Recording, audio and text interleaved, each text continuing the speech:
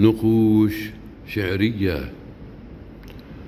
قالوا لي طاحت النجوم في الصحراء والشطآن، قلت الحكي بالعلوم محتاج للخبرة. الحال عندي هموم، ما تسر يا أي إنسان، الكل حولي هجوم، الكل حولي هجوم، وقعت بالحفرة محكوم علي الوجع والغربة في الأوطان.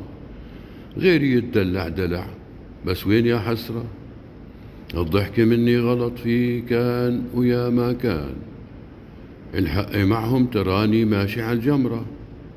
أشكي ولمين أشكي، وبعض الناس حتى الكثيرين متناسين بالمرة. أشكي ولمين أشكي، بعض الناس في خذلان، حتى الكثيرين متناسين بالمرة. قلت الوعي تعرفوا التاريخ يا خلان، المال ماضي وتجارب ينقصف عمره، نتعلم الصيد بشباك من صنع شجعان. شو فاد مستورد المغشوش للفكرة، حتى بربيع الزمان شو خرب البستان، غير اللي عاش بحلم نشوة السكرة. والله أنا ما ادعيت إني الحكيم لقمان، أو حاكم بأرض أغلى من وهب أسرة. إنسان أنا عارف حدودي عزيز الشان، بس الحرامي سرقني بساعة العسرة. من أكبر الأمنيات عندي أنام يقظان، حاسس بمعنى اشتياقي لأمتي الحرة.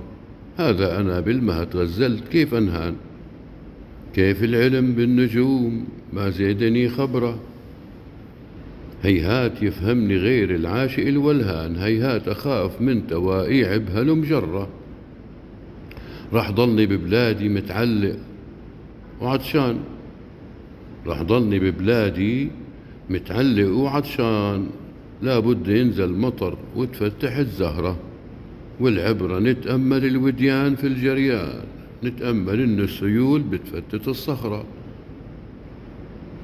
والعبرة وادي العقيق ما زال فيه إيمان، تشهد عليه الحصى بسفوح مخضرة. هذا وما نسيت في الرحلة ولد عدنان، عقب انتهيت من حجي والعمرة. قلت الصلاة والسلام والعفو والغفران، يا من غرست وحرست الطير والشجرة. قلت الصلاة والسلام والعفو والغفران، يا من غرست وحرست الطير والشجرة. وسلمتم.